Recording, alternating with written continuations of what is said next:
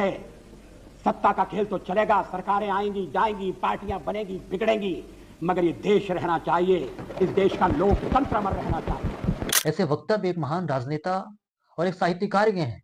तो नमस्कार, मैं शाश्वत और आप सभी के सामने उपस्थित हूँ एक खास टॉपिक को लेकर। तो आज हम बात करने वाले हैं एक ऐसे महान शख्सियत के बारे में जो न केवल एक राजनीतिक के साथ साथ एक साहित्यकार और कवि भी थे। तो आज हम बात करने वाले हैं अटल बिहारी वाजपेयी जी के बारे में। अटल बिहारी वाजपेयी भारतीय राजनीति के ऐसे महान नेता थे जिन्होंने विचारधारा की दृढ़ता और लोकतांत्रिक मर्यादा के बीच संतुलन स्थापित किया।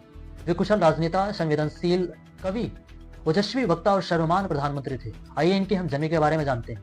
इनका जन्म ग्वालियर मध्य प्रदेश में 25 दिसंबर 1924 को हुआ था। इनके पिताजी का नाम पंडित कृष्ण वाजपेयी तथा माताजी का नाम श्रीमती कृष्णा देवी था। ये बचपन से ही बड़े मेधावी और साहित्य प्रेमी थे। इनकी स्नातक इनके ग्वालियर से ही पूरा हुआ, लेकिन परास्नातक के लिए कानपुर विश्वविद्यालय से पूरा किए। देखा जाता है कि युवावस्था से ही राष्ट्रीय स्वयं संघ सेवक से आरएसएस से जुड़े, जिससे इनके अंदर राष्ट्र प्रेम, देश प्रेम की भावना और अनुशासन तथा समाज सेवा की भावना जागृत हुई। 1957 में ये पहली बार लोकसभा सदस्य के रूप में चुने गए। ये अपने ओजस्वी भाषण के द्वारा इन्होंने लोकसभा में एक अपनी अलग पहचान बनाई। देखा जाता है कि इनके कुछ राजनीतिक पद ये 1967 से 1977 तक विदेश मंत्री के रूप में कार्यरत रहे। 1996 में देखा जाता है कि ये प्रधानमंत्री के रूप में कार्यरत रहे, लेकिन 13 दिन तक ही इन्होंने अपना कार्यकाल किया। लेकिन 1998 से 1999 तक ये 1 साल के लिए कार्यरत रहे प्रधानमंत्री के पद पर। फिर देखा गया कि 1999 से 2004 तक ये 5 साल के लिए प्रधानमंत्री पद को सुशोभित किए। देखा जाता है कि इनके कुछ प्रमुख कार्य, जैसे कि 1998 में परमाणु परीक्षण, जो पोखरण के राजदूत काफी सक्सेस रहा, जिसके बाद से भारत भी एक परमाणु संपन्न देश बन पाया।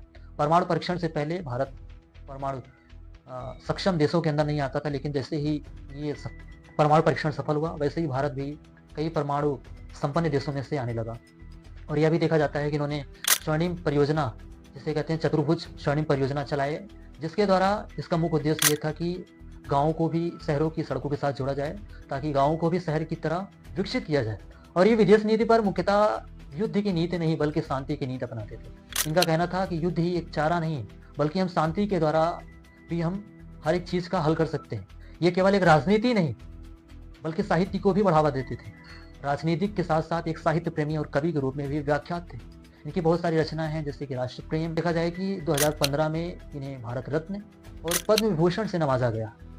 लेकिन कुछ समय बीतने के बाद यह भी देखा जाता है कि 16 अगस्त 2018 को ये इस दुनिया से अलविदा दे दी।